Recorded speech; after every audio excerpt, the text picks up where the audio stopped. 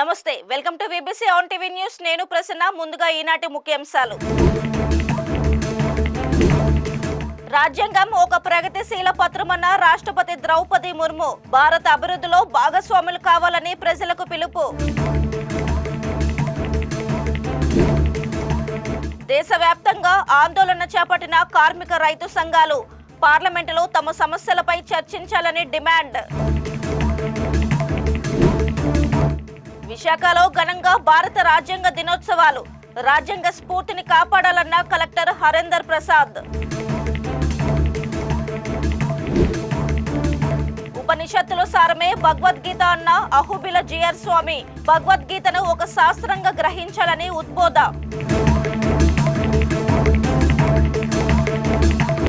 భారత రాజ్యాంగం ఒక గొప్ప ప్రగతిశీల పత్రమని రాష్ట్రపతి ద్రౌపది ముర్ము అన్నారు. రాజ్యాంగ దినోత్సవాన్ని పురస్కరించుకొని న్యూఢిల్లీలోని సెంట్రల్ హాల్ ఆఫ్ సంవిధాన్ సదన్లో జరిగిన కార్యక్రమంలో ఆమె మాట్లాడుతూ పౌరులు రాజ్యాంగ ఆదర్శాలను అనుసరించి నడుచుకోవాలని, వారి ప్రాథమిక విధులను నిర్వర్తించాలని సూచించారు. 2047 సంవత్సరం నాటికి భారత్ ఒక అభివృద్ధి చెందిన దేశంగా ఆవిర్భవించాలన్న లక్ష్యం దిశగా ప్రతి ఒక్కరూ కృషి చేయాలన్నారు. పార్లమెంటు ఉభయ సభల్లోనూ రాష్ట్ర అసెంబ్లీలోనూ మహిళా రిజర్వేషన్ కు సంబంధించిన నారీ శక్తి వందన్ అధినియం ఆమోదం పొందడాన్ని ఆమె ప్రశంసిస్తూ ఇది మహిళా సాధికారతలో కొత్త శకాన్ని ఆవిష్కరించిందని అన్నారు.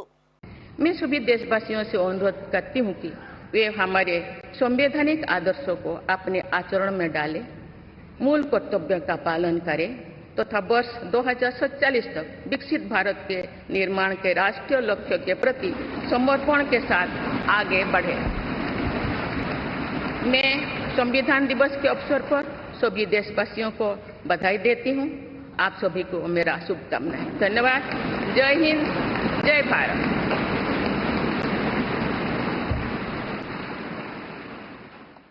ఉపరాష్ట్రపతి జగదీప్ ధన్కర్ మాట్లాడుతూ భారత ఆర్థిక వృద్ధి బలమైన మౌలిక సదుపాయాలు, విస్తృత డిజిటల్ అనుసంధానాలతో అభివృద్ధి చెందుతుందని, ఇవన్నీ అంతర్జాతీయంగా గుర్తింపు పొందుతున్నాయని అన్నారు. భారత ప్రజాస్వామ్యానికి రాజ్యాంగం మరింత బలాన్ని అందించిందని ఈ విజయాలు నిరూపిస్తున్నాయన్నారు.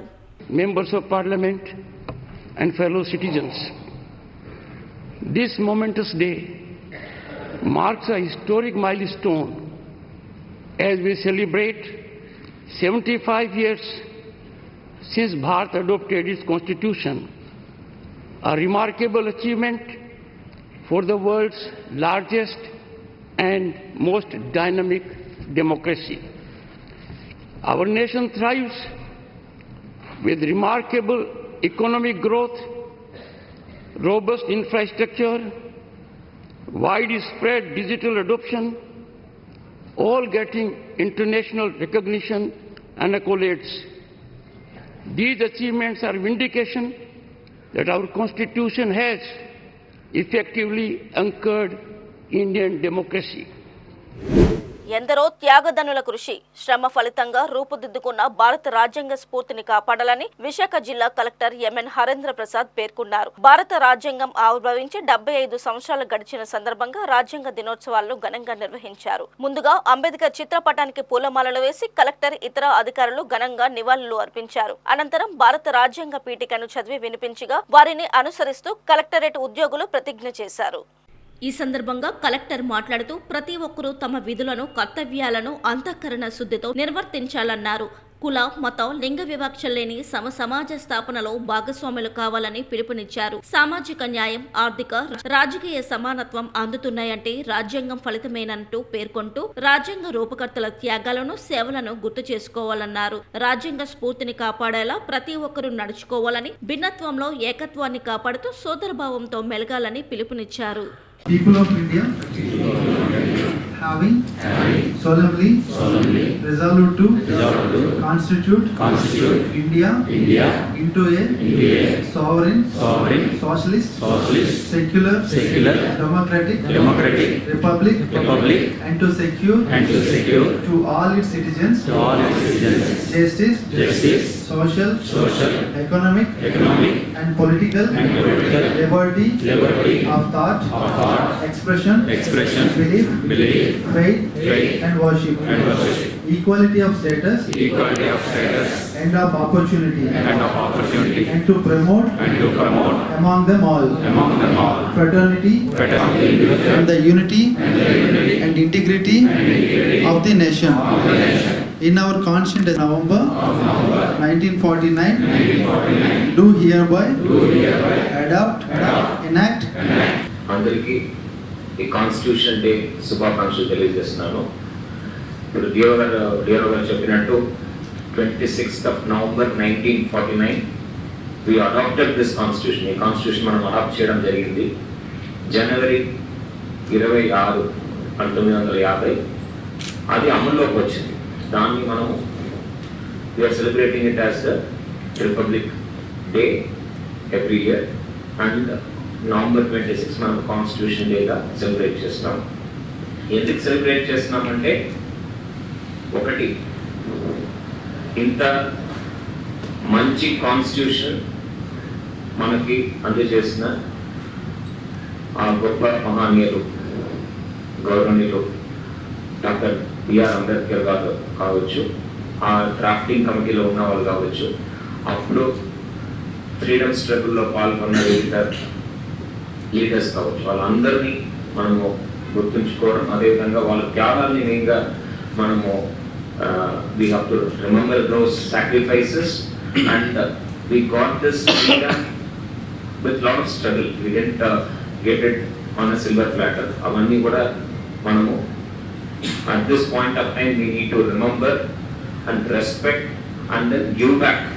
Manaku andichina aa స్వతంత్రాన్ని మనము కాపాడుకోవాల్సిన అవసరం ఉంది. అదేవిధంగా we have to give back to the society to form that dream society, the dream India which they aspired that they would want to establish. What is that India? వాళ్ళు కళలో వాళ్ళు అనుకున్న ఆ ఇండియా ఏంటి అంటే, an India where there is justice. That is what we read in the preamble of the Constitution. Preamble, whatever we read is nothing but the preamble of the Constitution, which sums up the entire essence of the Constitution. Polavaram bus stand సమస్యల అడ్డాగా మారింది. తాగునీరు, మరుగుదొడ్లు, మూత్రశాలలు మొదలైనవి లేకపోవడంతో ప్రయాణికులు ఇబ్బందులు పడుతున్నారు. పోలవరం బస్టాండ్ ప్రతిరోజు ఉద్యోగులు, వ్యాపారులు, విద్యార్థుల రాకపోకలతో రద్దీగా ఉంటుంది. వీరికి కనీస సదుపాయాలు కూడా లేకపోవడంతో అవస్థలు తప్పడం లేదు. సిపిఎం నాయకులు గూడెల్లి వెంకటరావు బస్టాండ్ సమస్యలపై మాట్లాడుతూ, బస్టాండ్కు ప్రతి నెల లక్షల్లో ఆదాయం వస్తున్నా సౌకర్యాలు మాత్రం కల్పించడం లేదని అన్నారు. ప్రతిరోజు ఇక్కడ నుండి వందలాది మంది వివిధ ప్రాంతాలకు రాకపోకలు సాగిస్తుంటారని, వారికి మంచినీటితో పాటు మూత్రశాలలు, మరుగుదొడ్లను ఏర్పాటు చేయాల్సి ఉందని అన్నారు. సిపిఎం ప్రధాన కార్యదర్శి భాస్కర్, వ్యవసాయ కార్మిక సంఘం కార్యదర్శి సముద్రాల సాయికృష్ణ తదితరులు బస్టాండ్ సమస్యలపై మాట్లాడారు. ఈరోజు పోలవరం మండలంలో అనేక రోజుల నుంచి ప్రజలు పడుతున్నటువంటి ఇబ్బందుల్లో ప్రధాన ఇబ్బంది బస్టాండ్ దగ్గర మరుగుదొడ్లు. ఏటిగట్టు దగ్గర ఉన్నటువంటి బస్టాండ్ ఏదైతే ఉందో, ఈ బస్టాండ్కి వచ్చినటువంటి మహిళలు, పిల్లలు, పురుషులు ఎవరైనా కావచ్చు, కనీసం బాత్రూమ్కి వెళ్ళాలంటే అత్యవసర పరిస్థితిలో ఇక్కడ బాత్రూమ్ లేనటువంటి పరిస్థితి. చుట్టుపక్కల ఎక్కడా కూడా అనువుగా ఉన్నటువంటి ప్రాంతం కూడా ఏం లేదు. అధికారులకి ఎన్నిసార్లు మొరపెట్టినప్పటికీ ఇక్కడ బాత్రూములు నిర్మించే దానికోసం చర్యలు తీసుకోవట్లేదు. మేము సిపిఎం పార్టీగా డిమాండ్ చేస్తున్నాం, మీరు ఇప్పటికైనా సరే బాత్రూములు నిర్మాణం చేపట్టాలి. ఎందుకంటే ఇవి చాలా అవసరమైనటువంటివి. ఈ బాత్రూములు అనేటువంటివి లేక ఎన్ని ఇబ్బందులు పడుతున్నారో ఇక్కడికి వచ్చినటువంటి మహిళలు ప్రత్యక్షంగా వాళ్ళు ఇబ్బంది పడుతున్నారు. మగవాళ్ళు అయితే ఎక్కడికైనా వెళ్ళి యూరిన్ చేసుకోవటం, బాత్రూమ్కి వెళ్ళటం చేసే కార్యక్రమం ఉంది. ఇది మహిళలు వచ్చేసి ప్రత్యేకంగా వాళ్ళు బాగా ఇబ్బంది పడేటువంటి పరిస్థితి ఉంది. ఈ పరిస్థితిని అధికారులు పట్టించుకోవాలి. అలాగే స్థానిక ఎమ్మెల్యే ఎవరైతే ఉన్నారో బాలరాజు గారు కూడా దీని మీద దృష్టి కేంద్రీకరించి పోలవరం ఏటిగట్టు సెంటర్లో ఉన్నటువంటి బస్టాండ్ దగ్గర మరుగుదొడ్లు ఏర్పాటు చేసి ప్రయాణికుల సౌకర్యార్థం సహకరించాలని ఈ సందర్భంగా కోరుతాం. మేము బస్ స్టాండ్కి వస్తే మహిళలు బయటికి వెళ్ళాలన్నా, బ్యాగ్కి వెళ్ళాలన్నా చాలా ఇబ్బందులు పడుతున్నాము. ఎమ్మెల్యే కనుక ఉన్నారు కనుక మీ దయచేసి మాకు ఇక్కడ బస్ స్టాండ్ దగ్గర మాకు బాత్రూమ్ కట్టించాలని మేము కోరుకుంటున్నాం. భారత రాజ్యాంగ దినోత్సవాన్ని అల్లూరు జిల్లా ముంచింగిపుట్టు మండల కేంద్రంలోని స్థానిక బాలూరు పాఠశాల విద్యార్థులు ఘనంగా నిర్వహించారు. బాలూరు పాఠశాల నుండి 4 రోడ్ల కూడలి మీదుగా రాజ్యాంగ పితామహుడు డాక్టర్ బిఆర్ అంబేద్కర్ చిత్రపటంతో భారీ ర్యాలీ నిర్వహించారు. చదవాలి చదవాలి రాజ్యాంగం చదవాలి అంటూ విద్యార్థులు నినాదాలు చేస్తూ ఉత్సాహంగా ర్యాలీలో పాల్గొన్నారు. అనంతరం మండల కేంద్రంలోని గల అంబేద్కర్ విగ్రహానికి ఉపాధ్యాయులు పూలమాలలు వేసి నివాళులు అర్పించారు. 4 రోడ్ల కూడలిలో మానవహారంగా ఏర్పడి భారత రాజ్యాంగ ప్రాముఖ్యతను వివరించారు. ఈ సందర్భంగా ఉపాధ్యాయులు మాట్లాడుతూ భారత రాజ్యాంగాన్ని ఆమోదించిన సందర్భంగా ప్రతి సంవత్సరం నవంబర్ 26న రాజ్యాంగ దినోత్సవాన్ని జరుపుకోవడం జరుగుతుందని, రాజ్యాంగ దినోత్సవాన్ని సంవిధాన్ దివాస్ అని కూడా పిలుస్తారని అన్నారు. ప్రతి ఒక్కరూ భారత రాజ్యాంగం గురించి తెలుసుకొని రాజ్యాంగం చదవాలని అన్నారు. గొప్పతనం రాజ్యాంగం రచించినటువంటి అంబేద్కర్ గారి యొక్క గొప్పతనం, రాజ్యాంగం గొప్పతనం కోసం 10 మంది పౌరులకు స్వేచ్ఛగా విహరించడానికి ఎవరు కారణం అనేటువంటి విషయం 10 మందికి తెలియజేయాలనేటువంటి ఉద్దేశంతో ఈ 4 అలాగే అంబేద్కర్ గారు స్టాట్యూ దగ్గర పూల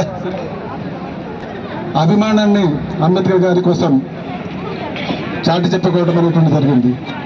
ఇది మనము హక్కులు విధులు బాధ్యతలు అని పదే చెప్పుకుంటాం, కానీ అందరూ హక్కులు విధులు బాధ్యతల కోసం మాట్లాడతారు.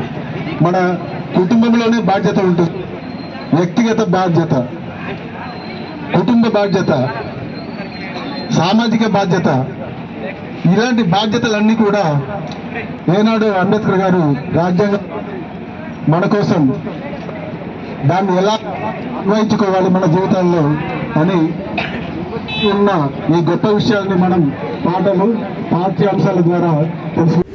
సకల ఉపనిషత్తుల సారాన్ని భగవద్గీతలో స్వామి బోధించారని, ప్రతి ఒక్కరూ దీన్ని ఒక శాస్త్రంగా గ్రహించాలని అహోబిల జిఆర్ స్వామి అన్నారు. గీతా జయంతిని పురస్కరించుకొని విశాఖలో శ్రీ త్రిదండి శ్రీమన్నారాయణ చిన్నజీయర్ స్వామి పర్యటనకు వస్తున్న నేపథ్యంలో అహోబిల జిఆర్ స్వామి విశాఖలో ఏర్పాట్లను పర్యవేక్షించారు. సీతమ్మధర పాత ఈనాడు కార్యాలయం ప్రాంగణంలో జరిగిన సమావేశంలో స్వామీజీ వీబీసీ ఆన్ టీవీతో మాట్లాడారు. జై శ్రీమన్నారాయణ. భగవద్బంధువులారా, కృష్ణం వందే జగద్గురుం అని మనం కీర్తిస్తూ ఉంటాం. లోకంలో జగదాచార్యుడు ఎవరు అంటే సాక్షాత్తు శ్రీకృష్ణ భగవానుడే. మనిషి తన కర్తవ్యాన్ని మర్చిపోతే కర్తవ్యాన్ని బోధించడానికి లోకంలో విచ్చేసి అధర్మాన్ని లేకుండా చేస్తూ ఎవరైతే భక్తులు ఉన్నారో వారందరినీ అనుగ్రహించడానికి స్వామి ఈ లోకంలో అవతరించాడు అని మనం వింటూ ఉంటాం. పరిత్రాణాయ సాధూనాం అని. అలాంటి గొప్ప మహానుభావుడు శ్రీకృష్ణుడుగా అవతరించి ఈ లోకానికి తన వాంగ్మయాన్ని అందించాడు. అదే భగవద్గీత అంటారు. దాన్నే శాస్త్రం అని కూడా పిలుస్తారు. గీతా శాస్త్రం అని. సకల ఉపనిషత్తుల సారం అన్నమాట. వేదాన్ని చదవలేని వారు దాంట్లో ఉండేటటువంటి స్వరాలని ఉచ్చరించడం కష్టంగా అభ్యసించడంలో ఉండే క్లేశాన్ని మనకి తెలుసు గనక మన పెద్దలంతా ఈ గీతాశాస్త్రాన్ని అనుష్ఠించండి. గీతాశాస్త్రాన్ని చదివితే మల నిర్మోచనం పుంసాం అంటారు. మనిషికి ఉన్నటువంటి మాలిన్యాలన్నింటినీ తొలగిస్తుంది. గీతా గంగోదకం పీత్వా పునర్జన్మ నవిద్యతే అంటారు. మళ్ళీ జన్మ లేకుండా చేస్తుంది గీత. అలాంటి భగవద్గీత లోకానికి అందినటువంటి రోజు మార్గశీర్ష మాసంలో వచ్చేటటువంటి ఏకాదశి. మనం ఆంగ్ల తేదీల్లో మనం చెప్పుకోవాలి అంటే ఈ సంవత్సరం డిసెంబర్ 11వ తారీఖు మనకు వచ్చింది. ఆ సందర్భంగా మన విశాఖ పట్టణానికి ఒక గొప్ప వరం రాబోతుంది. సాక్షాత్తు అపర రామానుజులు జగదాచార్యులు శ్రీ శ్రీ శ్రీ త్రిదండి శ్రీమన్నారాయణ రామానుజ చిన్నజీయర్ స్వామివారు డిసెంబర్ 7వ తేదీ నుంచి 11వ తేదీ వరకు విశాఖ పాత ఈనాడు బంగళాలో ఇక్కడ ఉన్నటువంటి గ్రౌండ్లో గీతా జయంతి పారాయణ కార్యక్రమాన్ని ఏర్పాటు చేసుకుంటూ దానికి ముందుగా 7వ తారీఖు ఉదయం నుంచి సాయంకాలం ప్రతిరోజు భగవద్గీత మీద ఉపన్యాస కార్యక్రమాలు ఉన్నాయి. అందులో మనిషి గొప్ప విద్యని పొందాలి అనుకుంటే ఆ రహస్యాన్ని తెలియజేసే విద్యని రాజవిద్య రాజగుహ్యం అంటారు. ఆ రహస్యమైన విద్య గురించి స్వామివారు ప్రసంగించబోతున్నారు. విశాఖపట్నం అలాగే ఈ పక్కనే ఉన్నటువంటి జిల్లాల వాళ్ళు శ్రీకాకుళం కావచ్చు, విజయనగరం, వీరందరూ కూడా ఈ భాగ్యాన్ని పొంది తరిస్తారు అని ఆహ్వానిస్తున్నా. వికాస్ తరంగిణి అలాగే స్థానిక వారిజ విద్యాలయ నిర్వాహకులందరూ కలిసి సంయుక్తంగా నిర్వహిస్తున్నటువంటి ఈ గీతాజ్యోతి పారాయణ కార్యక్రమంలో అందరూ కూడా భాగస్వాములు కావాలి అని అందరికీ శుభాహ్వానం పలుకుతున్నా. ప్రతిరోజు విచ్చేసిన భక్తులకి ఉదయం తీర్థగోష్ఠి ఉంటుంది, బాలభోగ ప్రసాదం ఉంటుంది, మధ్యాహ్నం రాజభోగం ఉంటుంది, సాయంకాలం ప్రసాద వితరణ ఉంటుంది. అన్నిటికంటే విశేషించి స్వామివారి ప్రసంగం కూడా ఉంటుంది. అందరూ తప్పక విచ్చేసి మీ జీవితాన్ని చరితార్థం చేసుకుంటారని భావిస్తూ జై శ్రీమన్నారాయణ. నేత్ర విద్యాలయ మన సంస్థ చేస్తున్న సేవలేంటి, వాళ్ళకి అందుతున్న వైభవం ఏంటి? నేత్ర విద్యాలయ అని మన చెన్నజీయర్ స్వామివారు మనకి ఇక్కడ విజయనగరంలో ఇదివరకు ఉండేది. ఇప్పుడు మనకి విశాఖపట్నంలో భీమిలి అంటారు, వారిజ అని పేరు. అక్కడ సుమారు 144 మంది విద్యార్థులు ఇప్పుడు చదువుతున్నారు. చిన్న ఎల్కేజీ నుంచి 10th వరకు అక్కడే. వారందరికీ ఉచిత విద్యని, భోజనాలు, వస్త్రాలు అన్నిటిని మనమే అక్కడ ఏర్పాటు చేస్తున్నారు. విశేషించి ఇందులో 10వ తరగతి ఉత్తీర్ణులైన వారందరికీ కూడా కళాశాల హైదరాబాద్లో ఉండేది. ఇప్పుడు ఇక్కడున్న ప్రాంతంలో ఉండే పిల్లలందరికీ కూడా సౌకర్యానికి వీలుగా ఇక్కడే జూనియర్ కళాశాలను కూడా ఇక్కడ ఉండేటువంటి ప్రోత్సాహాన్ని ఇచ్చేటువంటి డోనర్స్ ద్వారా ఒక బిల్డింగ్ కూడా నిర్మాణం అవుతోంది. రేపు రాబోయేటటువంటి ఈ సంవత్సరం నుంచి ఇంటర్మీడియట్ కాలేజీ కూడా ఇక్కడే ఆరంభం కాబోతోంది. ఇక వారికి కలిగే భవిత అంటారా, కేవలం చదివే కాకుండా వారి కాళ్ళ మీద వాళ్ళు నిలబడడానికి వీలుగా జిఆర్ స్వామి వారు ల్యాప్టాప్స్ మీద వాళ్ళందరూ చదువుకునేలాగా వాళ్ళకంటూ ఒక స్క్రైబ్ లేకుండా పరీక్షలు రాసే ఒక విధానాన్ని వాళ్ళకి నేర్పించారు. దాంతోపాటుగా ఆటలు చాలా ముఖ్యం. ప్రతి వ్యక్తి చదువుతోనే వాడు గొప్పవాడు కావాలి అనుకోవడం తప్పు. ప్రతి వ్యక్తిలో ఒక ప్రతిభ ఉంటుంది. ఆ ప్రతిభని వెలికి తీసేవారే గురువు. అందుకే స్వామివారు ఆటల్ని ప్రోత్సహిస్తూ పిల్లల్ని విదేశాలకి పంపించారు. అంటే ఇక్కడ కేంద్ర స్థాయి, మనం ఇక్కడ ఈ స్థాయి గ్రామ స్థాయి మొదలు పెడితే రాష్ట్ర స్థాయి, అలాగే జాతీయ స్థాయి, అంతర్జాతీయ స్థాయి దాకా ఈ పిల్లలు వెళ్తూ ప్రథమ బహుమతులను గెలుచుకోవటం, అంటే సువర్ణ పథకాలు, అలాగే రజత పథకాలు, కాంస్య పథకాలు కూడా తీసుకొచ్చి మన దేశానికి ఒక మంచి పేరుని తీసుకొస్తున్నారు. ఇక వాళ్ళకి ఉద్యోగాలు అంటారా, ఎంతోమంది బ్యాంక్ రికవరీ ఆఫీసర్స్గా ఉన్నారు, అలాగే కొంతమంది ఎయిర్ ఫోర్స్లో ఉన్నారు, ఎంతోమంది ఎన్నో వివిధ రంగాల్లో, ఒకరు అధ్యాపక స్థానంలో ఉన్నారు. ఇలా ఎందరో మంచి మంచి స్థానాల్లో చదువుకున్న పిల్లలందరూ కూడా వివాహాలు చేసుకొని మొన్న వాళ్ళ పిల్లలతో మన ఆశ్రమంలో స్వామివారిని చూడడానికి కూడా వచ్చారు. అందరూ చాలా హాయిగా ఉన్నారు. దీనికంతా కారణం ఏంటంటే స్వామివారి ఒక్క మాటని విని ప్రోత్సహించేటటువంటి మన వికాస్ తరంగిణి, అలాగే వారితో అనుబంధంలో ఉన్న భక్తులందరి యొక్క సహకారమని మేము భావిస్తూ, అలా ప్రోత్సహించే మీ అందరి సేవ చూడండి. ఏదో అంటారు కదా, గోరంత దీపం కొండంత వెలుగని. మీరు చేసే చిన్న సేవ వాళ్ళ జీవితాల్లో వెలుగులు నింపుతుంది. అలాంటి సేవ చేసే వారందరికీ కూడా కార్తీక దామోదరుడికి పెట్టే దీపం యొక్క ఫలం అంతా ఉచ్చుగా కానీ మంగళాశాసనం చేస్తూ జై శ్రీమన్నారాయణ. తెలంగాణలో ఉద్యమాలకు కరీంనగర్ ఊపిరి పోస్తుందని మరోసారి నిరూపించాల్సిన సమయం ఆసన్నమైందని హుజురాబాద్ ఎమ్మెల్యే పాడి కౌశిక్ రెడ్డి అన్నారు. ఈ నెల 29న కరీంనగర్ జిల్లాలో జరగనున్న దీక్షా దివాస్ కు వేల సంఖ్యలో ప్రజలు, నాయకులు, కార్యకర్తలు హాజరై విజయవంతం చేయాలని కోరారు. ఈ సందర్భంగా కౌశిక్ రెడ్డి మాట్లాడుతూ BRS working president KTR Karimnagar కు రానున్న సందర్భంగా ఘన స్వాగతం పలకాలని కార్యకర్తలకు సూచించారు. కాంగ్రెస్ పాలనలో ప్రజలు ఎదుర్కొంటున్న ఇబ్బందులపై పోరాటం చేయడానికి సమయం ఆసన్నమైందన్నారు. తెలంగాణకు ఇచ్చిన 6 గ్యారంటీలను అమలు చేయడంలో కాంగ్రెస్ విఫలమైందని విమర్శించారు. దీక్షా దివాస్ కార్యక్రమం కరీంనగర్ కి ప్రత్యేక గుర్తింపును తీసుకువస్తుందన్నారు. కాంగ్రెస్ తీరును ప్రశ్నించడంలో బీఆర్ఎస్ ఎల్లప్పుడూ ముందంజలో ఉంటుందని చెప్పారు. జై తెలంగాణ. కేసీఆర్ గారి నాయకత్వం, కేసీఆర్ గారి నాయకత్వం, కేటీఆర్ గారి నాయకత్వం, హరీష్ రావు గారి నాయకత్వం. గౌరవనీయులు పెద్దలు, సభాధ్యక్షులు, కరీంనగర్ జిల్లా అధ్యక్షులు జీవి అన్న గారికి, ఇవాళ ముఖ్య అతిథిగా మరియు విచ్చేసిన బండ ప్రకాష్ అన్న గారికి, మాజీ మంత్రివర్యులు కరీంనగర్ శాసనసభ్యులు గంగ్ల కమలాకర్ అన్న గారికి, మాజీ శాసనసభ్యులు రసమయ బాలకృష్ణ అన్న గారికి, మాజీ శాసనసభ్యులు రవిశంకర్ గారికి, మరియు మాజీ ఎమ్మెల్సీ గారికి నారాదాస్ లక్ష్మణ్ గారికి, సునీల్ రావు గారికి, విజయక్కకి, బండసీనన్నకి, రవణకి, భూపత్ అన్నకి, మరియు వేదిక మీద హరిశంకర్ అన్నకి, మరియు వీరికి విచ్చేసిన అన్నా తమ్ముళ్ళకి, అక్కా చెల్లెలకి, బీఆర్ఎస్ పార్టీ కుటుంబ సభ్యులందరికీ కూడా పేరు పేరున నా హృదయపూర్వక నమస్కారాలు తెలియజేస్తా ఉన్నాను. ఒకటే, మీకు అంతా కూడా జీవి గారు అన్ని కూడా మీకు బ్రీఫ్ చేసిండ్రు. నేను ఒక్కటే రిక్వెస్ట్ చేస్తున్నా, ఇవాళ ఈ 29th అనేది చాలా చాలా గొప్ప దినం.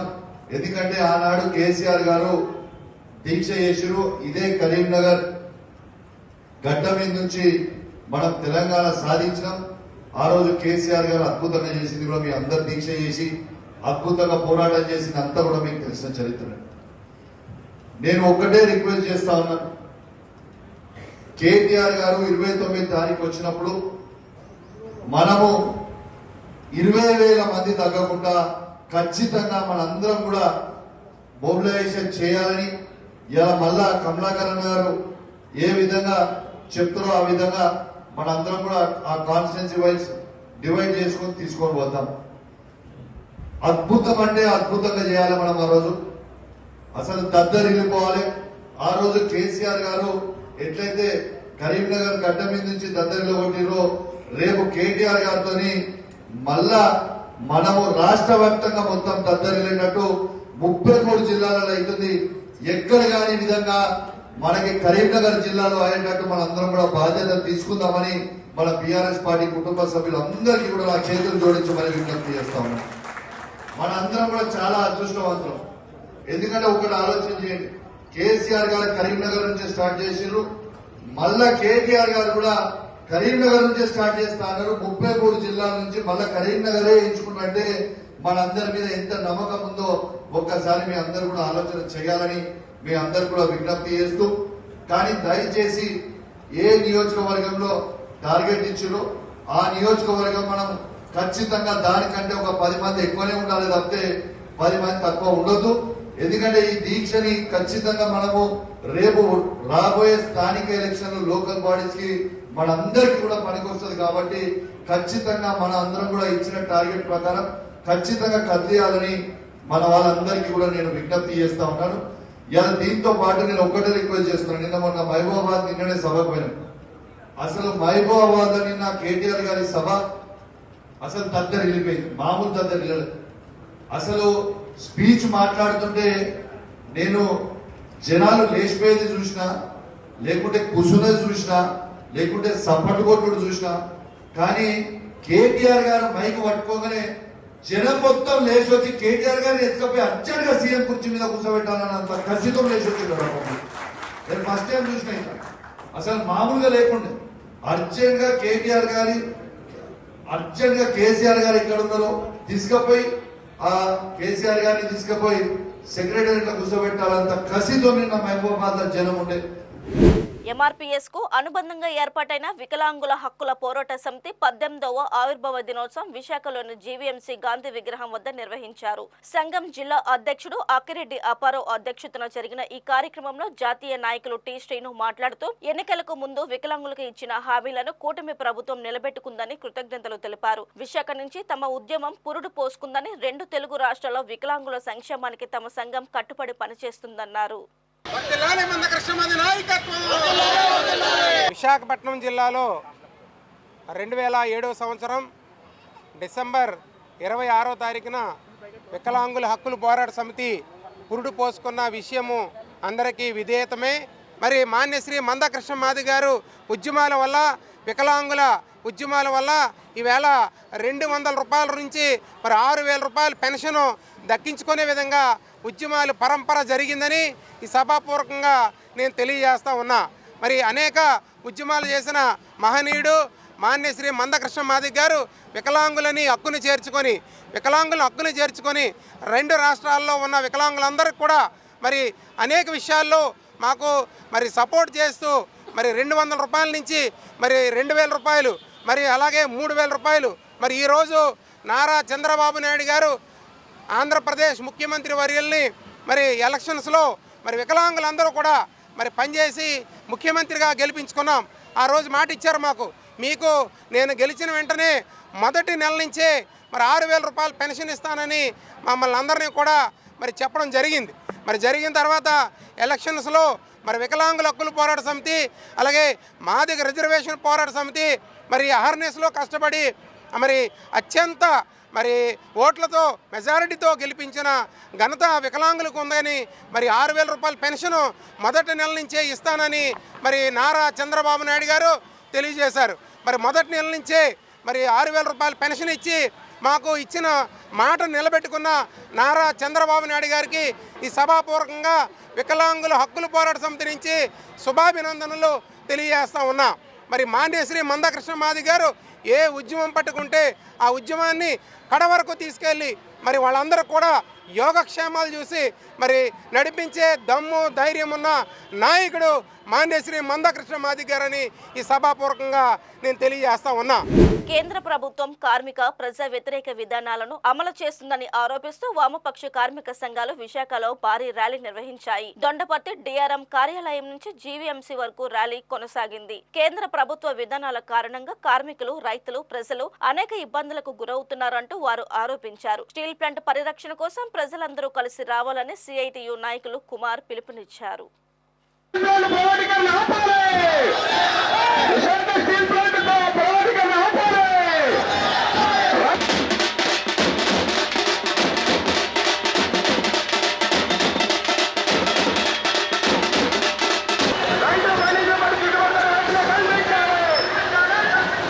దేశవ్యాప్తంగా నరేంద్ర మోడీ ప్రభుత్వం అనుసరిస్తున్నటువంటి కార్మిక, రైతాంగ, ప్రజా వ్యతిరేక విధానాలకు నిరసనగా ఈ రోజున 500 జిల్లాల పైబడి నిరసన ప్రదర్శనలు అఖిలపక్ష కార్మిక సంఘాల ఆధ్వర్యంలో జరుగుతున్నాయి.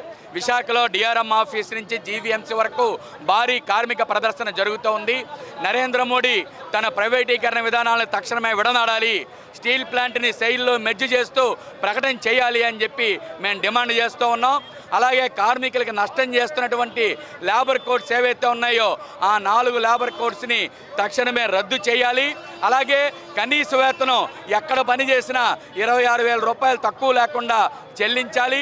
స్కీమ్ వర్కర్లు, అంగన్వాడీ, ఆశా, మధ్యాహ్న భోజనం పథకం, వివోఏ లాంటి వర్కర్ని ప్రభుత్వ ఉద్యోగులుగా గుర్తించి వాళ్ళని రిటైర్మెంట్ బెనిఫిట్స్ కల్పించాలి.